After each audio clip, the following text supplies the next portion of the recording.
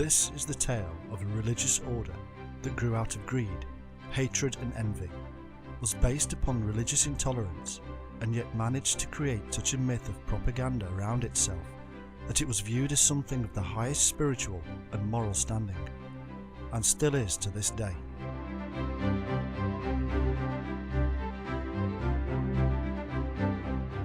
Ours is not a tale that will continue that propaganda. This is a work that will investigate the order, warts and all, and reveal a startling conclusion that is simply ignored by most historians.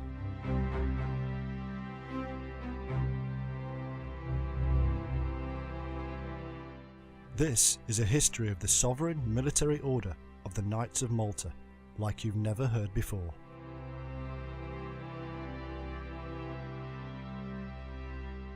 Many of the problems we face in the world today can be traced back to one particular period in time. In the 11th century, the Christian world was sent into a frenzy of religious bigotry and hatred towards all those who did not believe in Jesus Christ as the Saviour of mankind.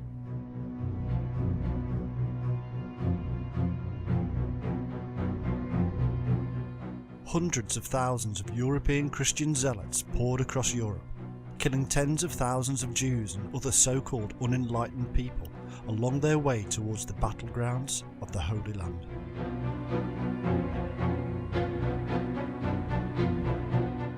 This religious fervour had been created and fostered by the powers of the Roman Catholic empire-building church over several decades. Gradually, the message of peace and humility at the core of the original Christian teachings was eroded, amended, and finally utterly destroyed in favour of a promise of salvation. Eternal life was offered for those who submitted themselves to the will of the Almighty Church and offered their lives in combat against the evil Muslims.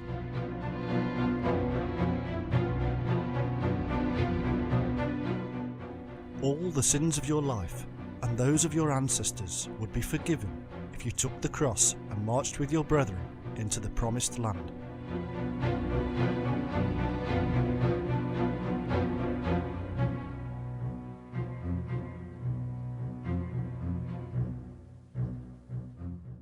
Over several decades, subtle lies and myths were created and fostered surrounding the world of Islam, and Europe swallowed it completely.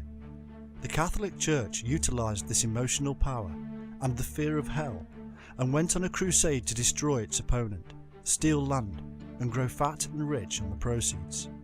For too long the Catholic Church had failed to grow in wealth and military might because of its creeds. Now it had all the tools it needed to turn this around.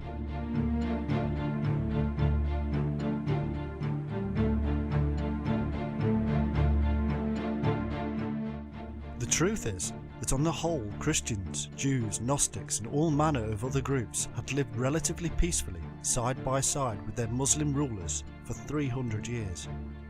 Islam saw them as the people of the book, and Muslims were instructed to live in peace with them.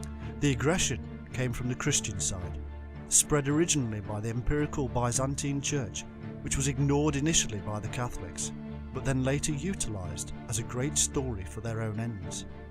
The Catholics, it seemed, were finally going to come running to the aid of their Byzantine brothers against the terrible onslaught of evil Islam. The truth was that both the Byzantine Church and Islam were in the sights of Western Europe, and the war has been raging ever since.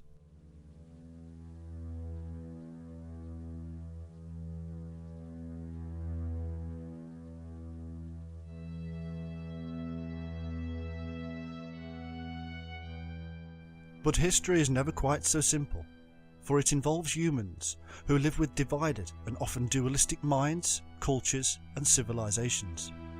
Islam is not free of blame, and from early on in the 11th century there is evidence that some ill treatment of Christian pilgrims occurred. One such event seems to have been a seed of much resentment. Caliph Hakim was a Fatimite who was fanatical and demented. His rule was one of overzealous religious intolerance and culminated in his persecution of the Christians and the destruction of the Church of the Resurrection in Jerusalem in 1009.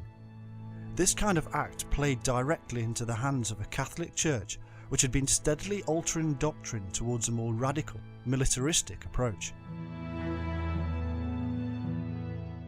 The stage was set for war between two powerful worlds. But a response did not come quickly, and as problems continued in the Holy Land and propaganda built in the West, the big confrontation had to wait until 1096 and 1097 as the First Crusade got underway in two waves.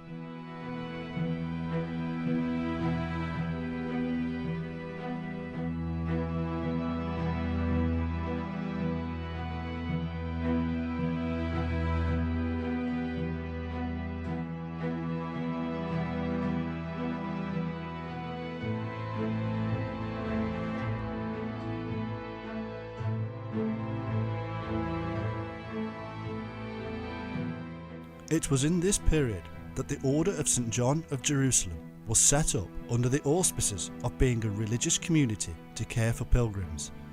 They were in fact originally part of the Benedictines, whose patron saint, John the Baptist, they still revere.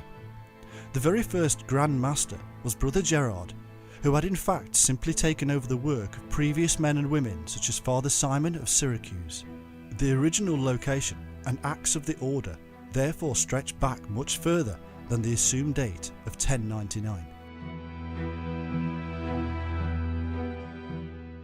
That they had indeed cared for many Christians in those troubled lands is not doubted. Whether they were in fact building underground networks of spies and undermining the social framework whilst doing so cannot be proven. However, the turn of events thereafter sees the order building in importance, and as Jerusalem fell to the Christians, their role increased, and their rewards blossomed. By 1113, Pope Paschal II approved the foundation of their hospital and placed the order under the direct aegis of the Holy See, giving it virtual self-rule, apart from the interference of nation-states.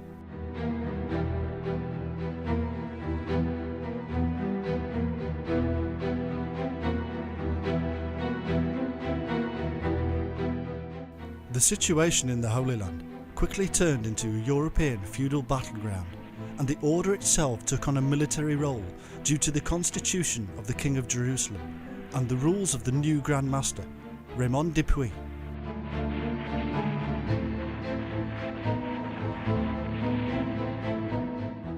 The order, known commonly as the Knights Hospitallers, was now the defender of the faith as well as healer, and mirrored their brothers in the Knights Templar, with whom they had some rivalry. It was at this early stage that the order adopted the 8-pointed cross known as the Amalfi cross, taken from the Amalfi merchants who aided in funding the early hospice and made up of 4 arrows facing inwards.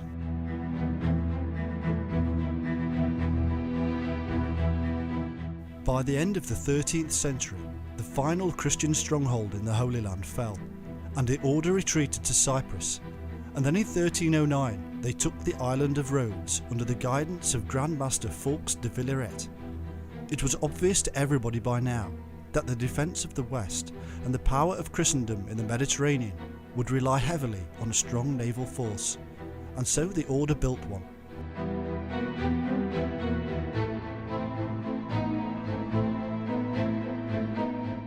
Soon the order became infamous for its naval prowess, fighting many battles and aiding such crusades as those in Syria and Egypt. This infamy helped not only the Christian and European cause, but also the order itself, as more and more rich and powerful knights flocked from across the divided lands of Europe to join.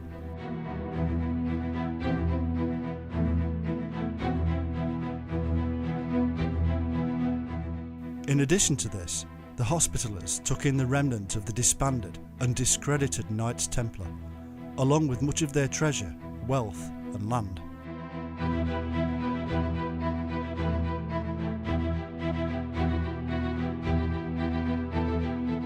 Provence, Auvergne, France, Italy, Aragon, England, Germany and others all brought with them land and treasure, growing steadily the might of the order.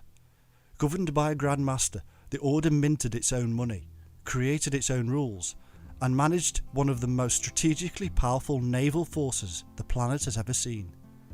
but the pressure was still on, and their military prowess made them a target for the Muslim, suffering several attempted invasions from the Sultan of Egypt and the Ottomans.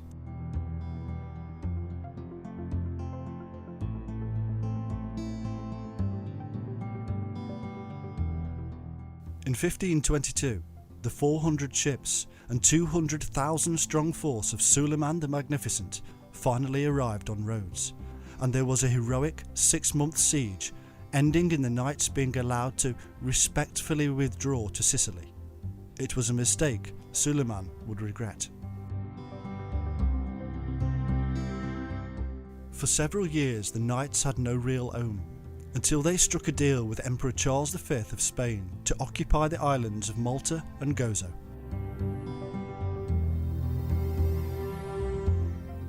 Here, the knights grew in wealth and prestige, and in 1565 they were to shock and amaze the known world by defending the islands valiantly against a massive Turkish invasion force.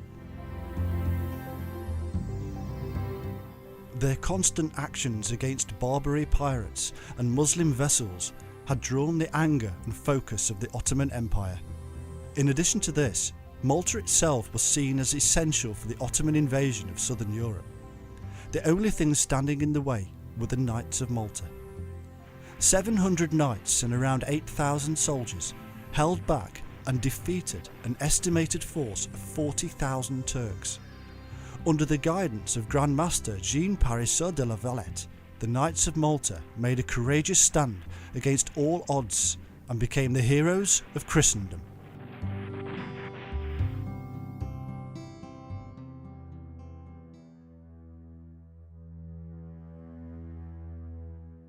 A new capital was now built, Valletta, and the ranks swelled. Honours poured in from across royal Europe, and the knights loved it. Pride grew, and for 200 years the Knights of Malta stood firm and sovereign over their land. They became fabulously wealthy and drew revenues from more than 140 estates in Palestine and from some 19,000 manors in Europe. The fantastic buildings of Malta and Gozo stand as a testament to the grandeur and power of the order. They brought in the highest skilled artisans to create stunning works of art and fashion grand European buildings amongst some of the finest in the world. In their churches and cathedrals, they left behind beautiful marble memories of themselves, with clever symbolic devices revealing many occult concepts and little in-jokes, always mocking of death, which they believed to have overcome. These intricately crafted and designed concepts draw the visitor to stand in awe and compete with the overpowering size of the surrounding buildings and the master's artwork above.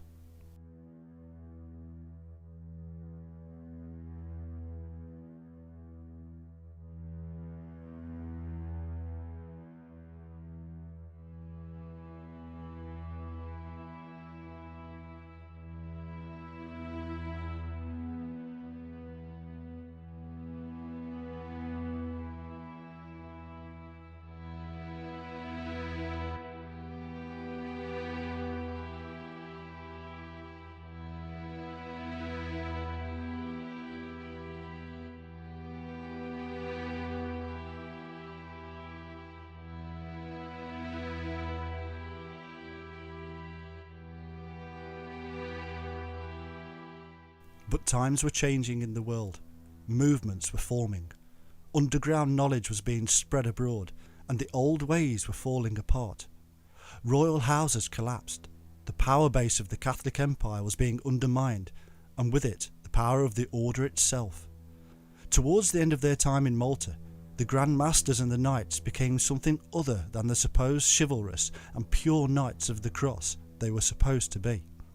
A rot set in, or even an enlightenment as some call it, bringing with it a new kind of Renaissance knight.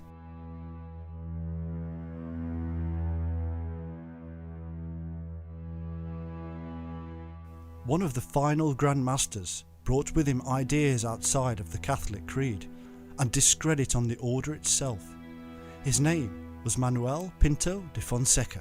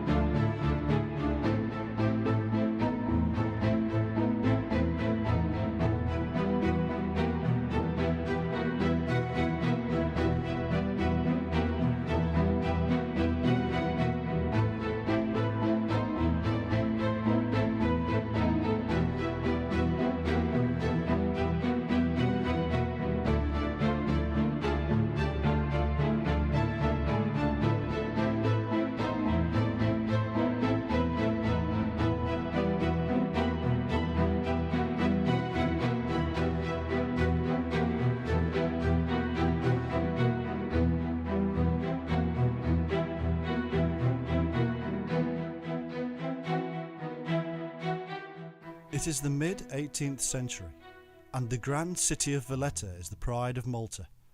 Outside St John's Church, there is a throng of people awaiting word on the new Grand Master who would lead them. The clouds begin to break up, and the sun shines through. A good omen is claimed by the masses. God has spoken.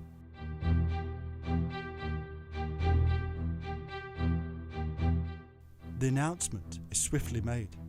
The new Grand Master will be Portuguese. His name is Manuel Pinto de Fonseca, known later by all as Grand Master Pinto.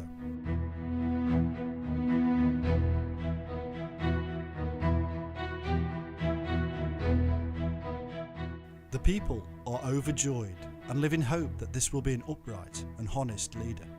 Pinto had, after all, been Vice-Chancellor to Grand Master Vilhena, a much respected man, and it is hoped that Pinto learned much from his time as underling. But these hopes will soon be dashed.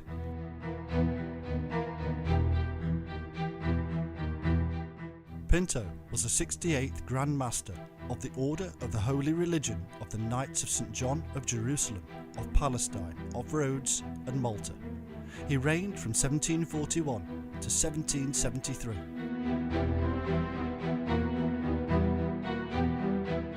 Very swiftly, Pinto set to work attempting to overcome the problems he had inherited, mainly the rapidly emptying coffers of the order. He began by raising a loan and set about several building campaigns, not least of which was to be a city named after himself, but which eventually took the name of Quormi. He also attempted to begin cultivating silk by planting mulberry trees, but failed miserably. What surprised everybody, though, was how he pressed new coins to celebrate every single new venture, no matter how small. Nobody could figure out why, other than the assumed arrogance of Pinto himself and his desire to be remembered by posterity.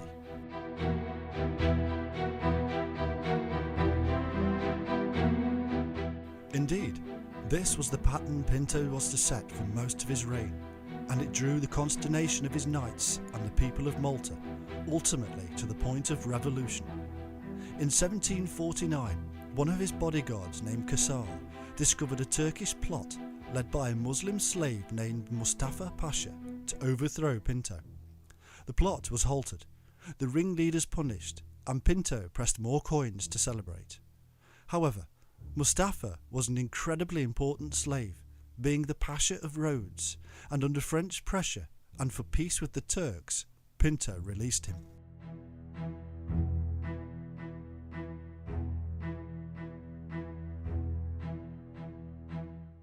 In his zeal to become something almost secular, Pinto began creating new titles for his nobles and indeed himself. He became Most Eminent Highness and called himself Prince of Malta. His prestige amongst the nobles of Europe grew and grew. He built universities, hospitals, courts of justice, and improved the defences.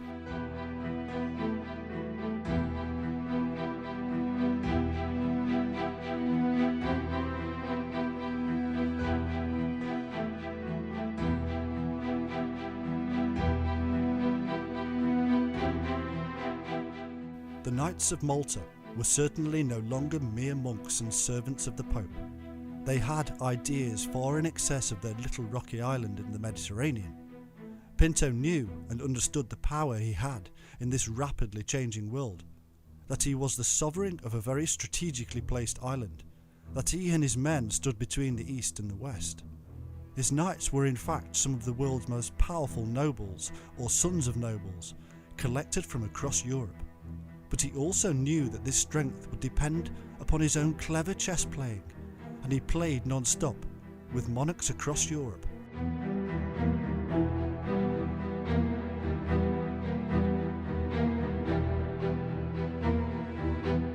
Pinto was political, not religious.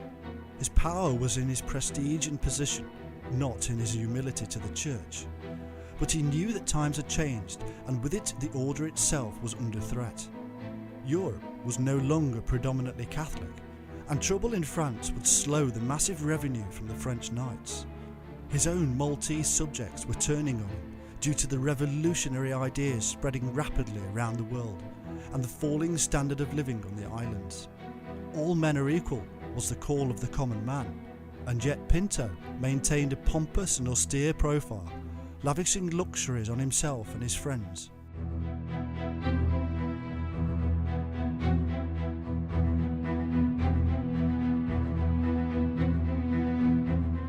His attitude drew the attention of the island's religious authorities, and so he took them head-on. Pinto's opinion was that the religious leaders were fostering the antagonistic view of the people, and he decided to manipulate the situation. He could not touch the bishop, and even less the island's Inquisition, without major upset and probably his own unseating. But he could fight the Catholic spy network, the Jesuits.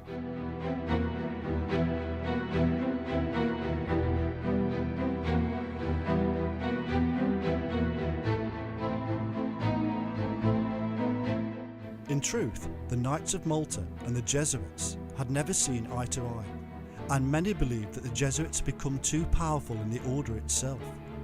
But there was also the very wealthy Jesuit college, and Pinto had his eye on it.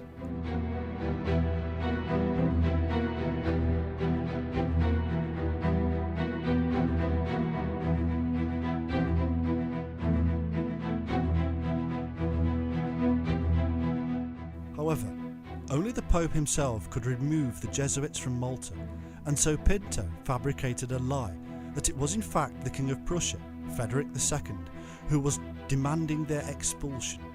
Even though the Pope knew of the lie, the request was granted, and the Jesuits expelled in 1768.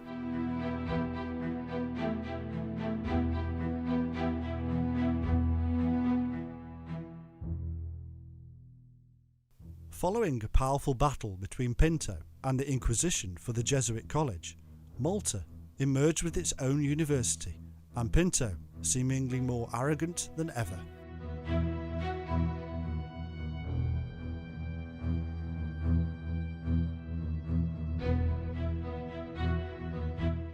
But what is the truth? Was Grand Master Pinto simply a man caught between two worlds? The old religious and monarchical orders and the new power of the people? Was he trying to bridge the divide on Malta? Or was he simply fighting for the survival of the order and perpetuating the memory of his own rule?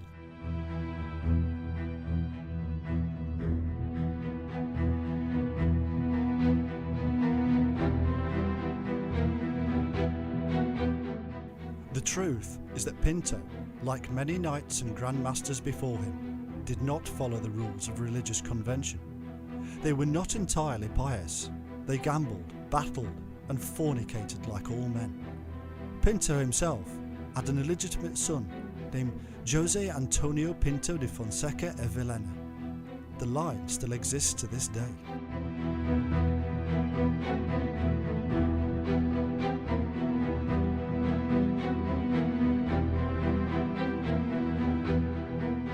In fact, the Knights of Malta have not been entirely truthful or forthcoming in regard to their darker historical secrets, and we may find that nothing has changed. But one dark secret, which caused the scandal for Pinto himself, was the affair of the alchemist and the order.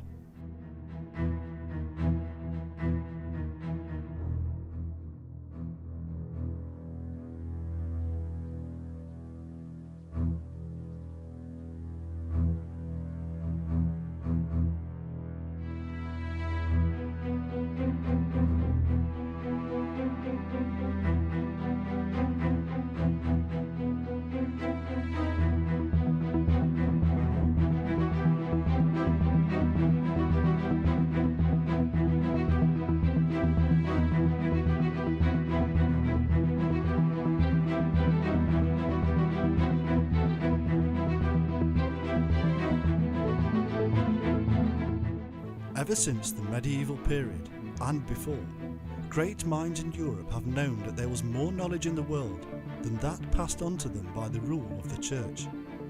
They knew that the fables of Christianity were employed by those in power to maintain and build that power, and so many searched out that hidden and sometimes lost knowledge, and built great libraries of occult wisdom.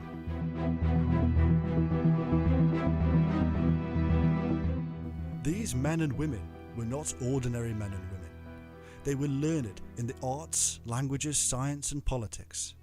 Neither were they alone in their drive to uncover ancient secrets. Often societies and organisations grew up and around them, and today we have the vestiges of these early groups in the Freemasons, Rosicrucians and others. These were powerful people, very often within the heart of government. People such as Dr. John Dee in Elizabethan England held great power over those around him for his own personal knowledge and his collection of books.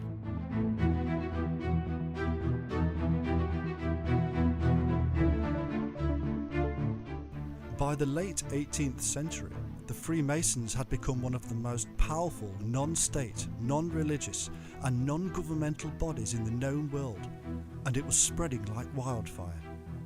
To curb this power, the Catholic authorities banned it outright, and yet it crept abroad unabated and spread even within the Catholic fold, making a mockery of the ban, as it still does today.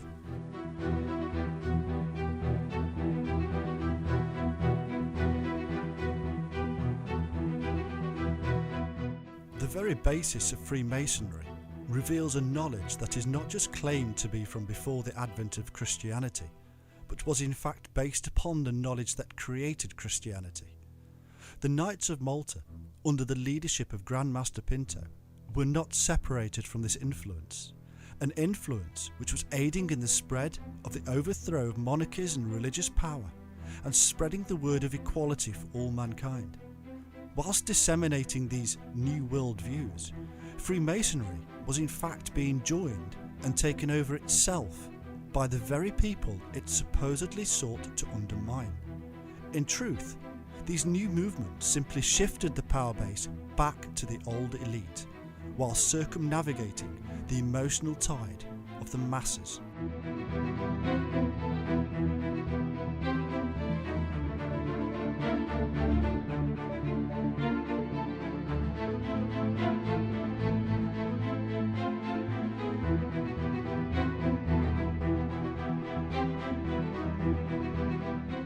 One man who helped in the spread of this relatively new movement, and who would scandalously come into contact with the Knights of Malta, is known as Count Cagliostro, and his own history is clouded in mystery and intrigue.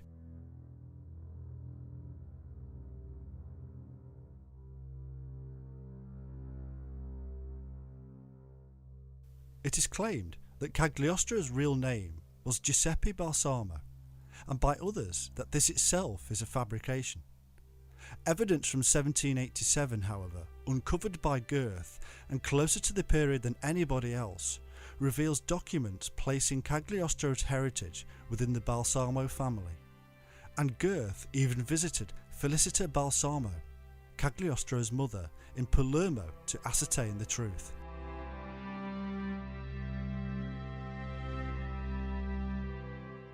For himself, Cagliostro claimed to have been born of Christians of noble birth and abandoned at birth on the island of Malta. But no other evidence backs up this claim, which was in all likelihood used as a means of accessing the Knights of Malta and various other dignitaries.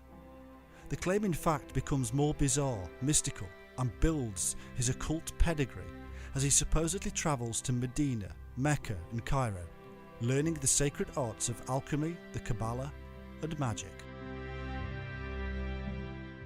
In truth, he appears to have been given a perfectly good education in Palermo, Sicily, nearby Malta, and to have become a novice in the Catholic Order of St. John of God, from which he was soon expelled. But he did learn chemistry and the almost magical spiritual rites that he would later adapt.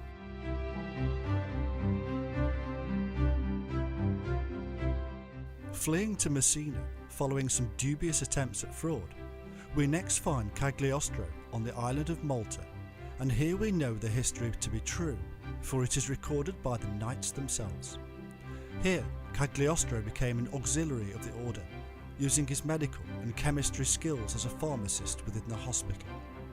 The lessons he learned whilst in the order would later be put to great use in the royal courts of Europe, where this great magician and alchemist would reveal healing works of wonder.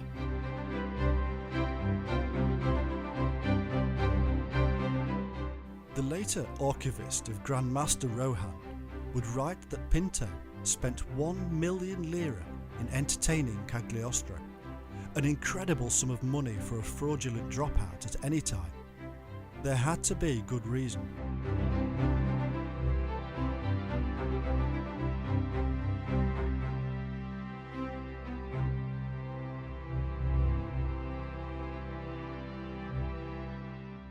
The Knights of Malta were duty-bound by statute to avoid such unsavoury characters, and even in cosmopolitan Valletta, they were instructed to shy away from the influx of adventurers walking the streets. And yet, Grand Master Pinto, the very head of the same order, broke this rule in style with one of the most infamous characters of the century.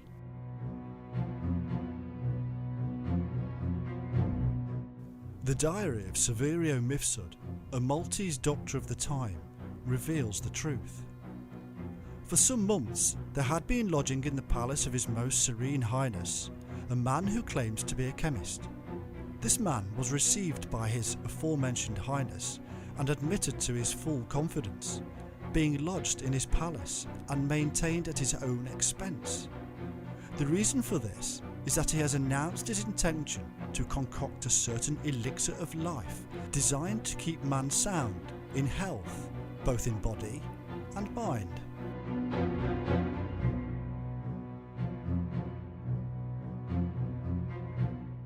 Why Pinto associated with this strange fraudster is not entirely known, but the truth probably lies in Pinto's own fascination with alchemy. In taking Cagliostro into the very heart of his palace, Pinto went against the rules of the order, but in his own open fascination with alchemy, even turning over rooms in his own palace for the work, simply went against the rules of the church. Pinto was openly his own man and sought out greater knowledge.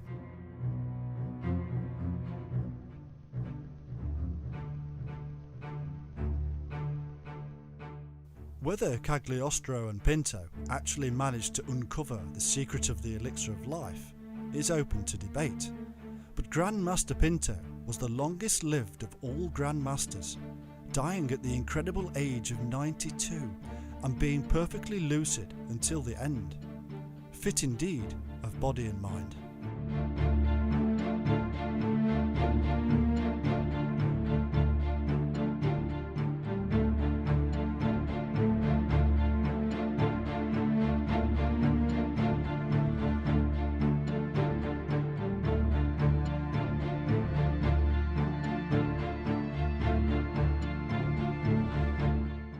One symbol that always surfaces in the work of alchemists and mystics is that of the serpent, and in Malta this symbol is to be found on almost every religious building in one form or another. The official story has it that this was because St. Paul supposedly survived a snake bite when he landed upon the island, and this itself is a cover story for an arcane truth, as I have shown in my previous works. What is interesting to note here in the tale of Cagliostro is the very same symbol with which he identified himself, known as the seal of Cagliostro.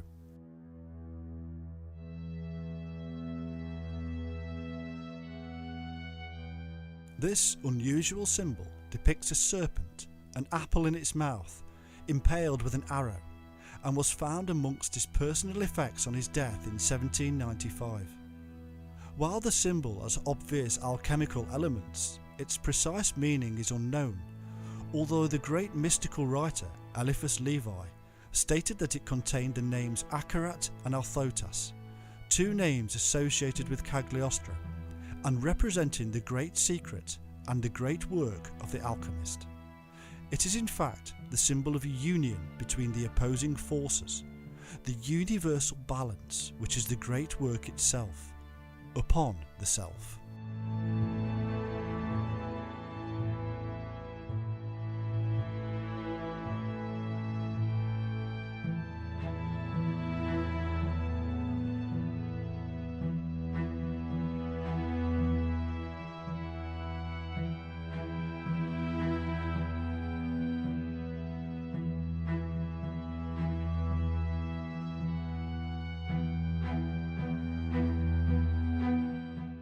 using his newfound friends in high places. Cagliostro, however, moved on to Rome, where he worked for a short time for Cardinal Orsini, whilst continuing to sell magical amulets and even producing forgeries. He married and moved to London, Russia, Germany and later France, amongst other countries, where he helped to spread his Egyptian rite of Freemasonry, meeting such great men as Benjamin Franklin. The ancient knowledge of balance and self-discovery of the God within was a message that once again found fruit amongst the great thinkers of the world. In fact, leading to what was termed eternal life, and thus the true elixir of life, that of the power of the serpent symbol, the balance of the mind with the deity within.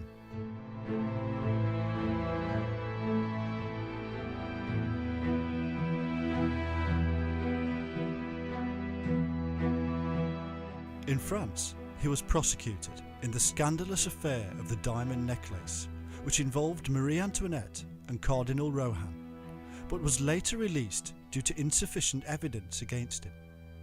Nevertheless, he was asked to leave France and arrived in England, where he was forced to deny charges of being an ordinary commoner and not of noble birth at all, denying that he was Giuseppe Balsamo in an open letter to the English people.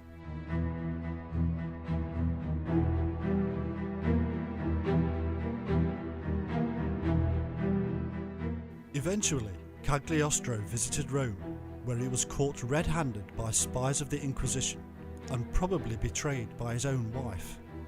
He was sentenced to death, which was later revoked to life imprisonment, and died in the fortress of San Leo.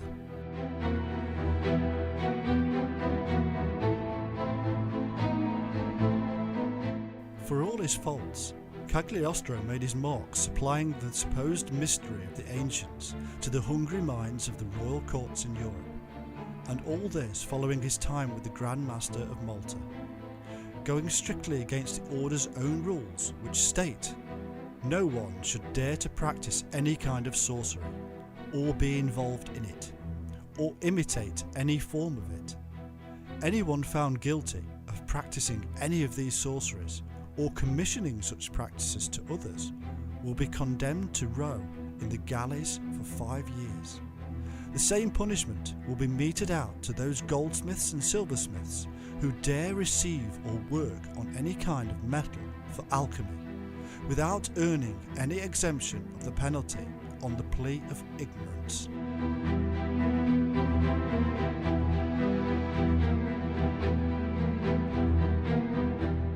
Grand Master Pinto was in fact not just interested in the world of the occult. He actually led a secret enclave of 23 specially chosen noblemen from across Europe. These special people were in Malta for the purpose of discovering the secret of the Philosopher's Stone itself, understanding the Kabbalah, and getting to grips with divination. Cagliostro was simply brought in to offer up his own knowledge, and in doing so learned much more himself. He moved on throughout Europe and spread the new word. The underground survival of the order would continue in the rites of the order within the Freemasons themselves.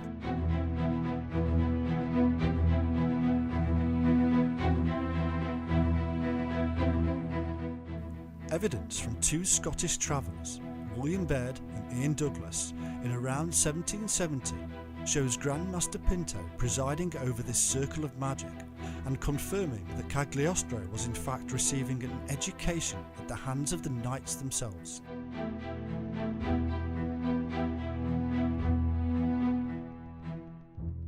Baird claims the Grand Master once said, "When you leave this isle, you will be skilled and skillful and very formidable practitioners of the Hermetic arts.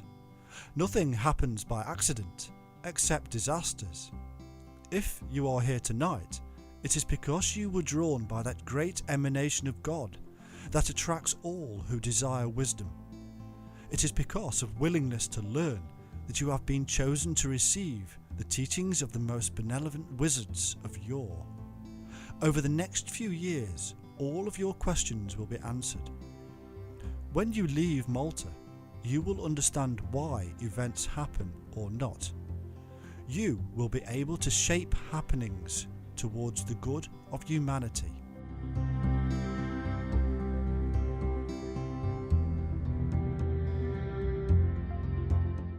According to Baird, this new secret society, founded by Pinto, Cagliostro, and the infamous Saint Germain, was threatened by the later Illuminati of Adam Weishaupt, even though Cagliostro admitted under oath to also be a member of the same group. But Baird's entire work cannot be trusted, and has been shown to be flawed in several areas. The underlying thesis, however, holds water when one looks at the facts. Pinto did have an alchemy lab. He did draw in close brothers from across Europe, and he did take in Cagliostro and aid in the spread of Egyptian Freemasonry.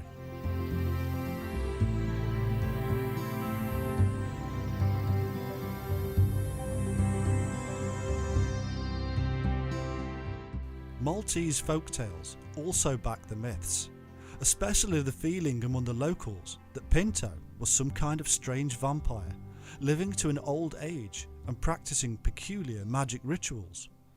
Baird may well have been reporting on perceived truths and revealing emotions that were based in certain facts.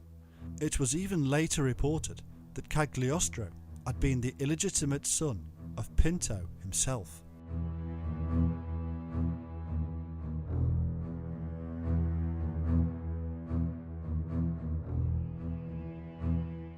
The facts that we do have show strange meetings, scandalous affairs with alchemy and the occult, the spreading of illegal secret societies and underground knowledge, and the drawing close of an old power system.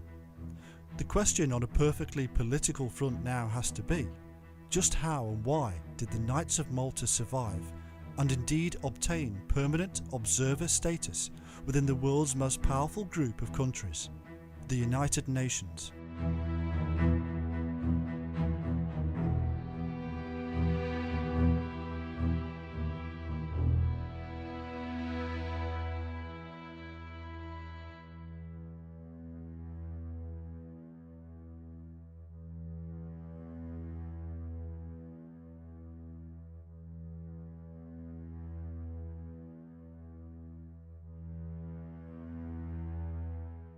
Today, entry to the original Knights of Malta is as close to the ordinary man as it ever was. Yes, there are numerous modern reinventions, all claiming to be somehow linked to the order, but they are not. The true order remains today the sovereign military order of Malta, and is a closed Roman Catholic fraternity, allowing only those of noble birth entry into their innermost ranks. The sovereign Grand Master is recognised by nations around the world as a head of state, given religious rule with the title of cardinal, and secular power with the title of prince, even though there is no land to rule over. Their land is one unseen.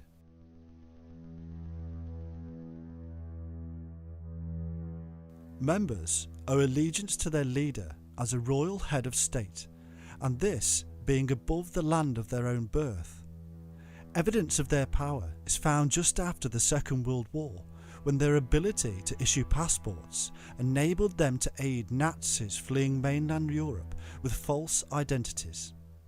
Indeed, they issued their highest reward, the Grand Cross of Merit, to the Nazi general Reinhard Gehlen.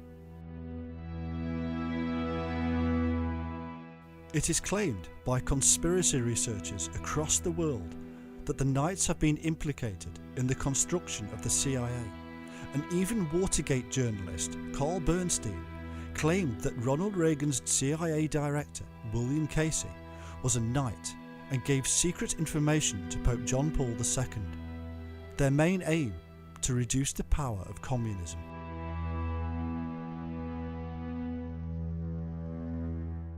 In fact, following the Second World War, Nazi, Catholic, and the Western world joined forces against the rise of communism, which threatened to undermine the very power of each and every European state, and there was little evidence that it would end there.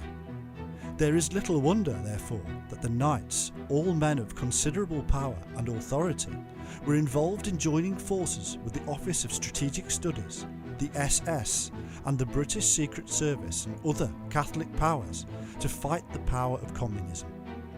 Part of this battle included recruiting and redirecting ex-Nazi war criminals as early spies and fighters against the Russian threat.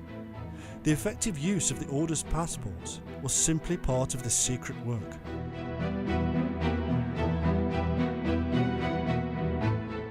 From the secretive Bilderbergers to the Freemasons, from the CIA to MI5, the Knights of Malta were and can be found. The reason is simple.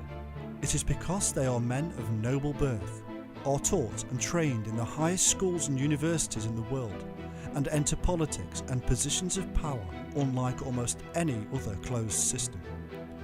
Because of this, their lives are scrutinised by conspiracy buffs and implicated in almost every scandalous affair on record. The question has to be asked though, is it fair and right that those born into families that are wealthy and powerful should tell the rest of the world how to live? Are we right to leave the massive international games to those few men who have their base in the Vatican? What, in fact, is their goal?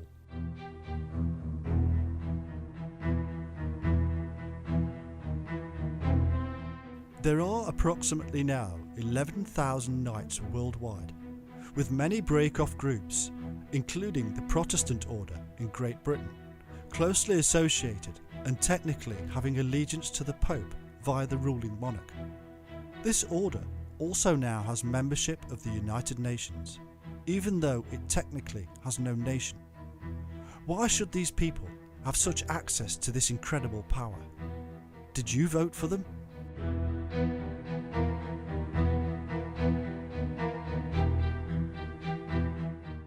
Islamist fundamentals have called for the destruction of the Knights' embassy in Egypt, claiming that the Knights are continuing in their sacred pledge to destroy Islam. Do not stint in your attacks, they say. I ask Allah to have it closed down or blown up.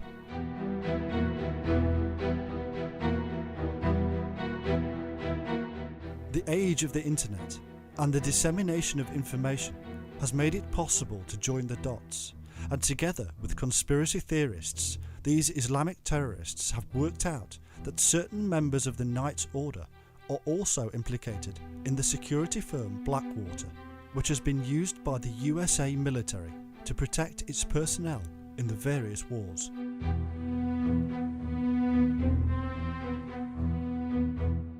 Whether it is communism or Islam from the East, the capitalist and royalist systems of the Catholic West is in stark contrast to the concepts of equality under the divine or the proletariat.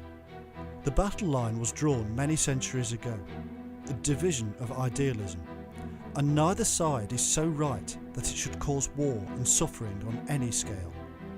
Man does not have the divine right to rule over another, nor does he have the power to overcome his own greed in a communist state. Both ideals are flawed, and a new third way needs to be found if we are to stop this 1,000-year-old war.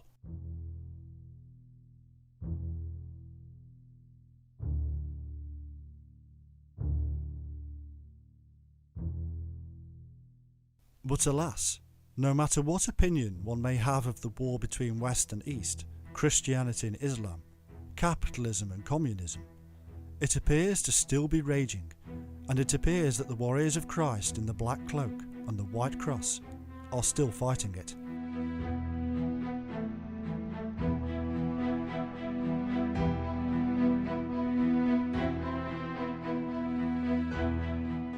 We should do well to remember the words from the start of this work. This religious fervour had been created and fostered by the powers of the Catholic empire-building church over several decades. Gradually, the message of peace and humility at the core of the original Christian teachings was eroded, amended, and finally utterly destroyed in favour of a promise of salvation. Eternal life was offered for those who submitted themselves to the will of the Almighty Church and offered their lives in combat against the evil Muslims.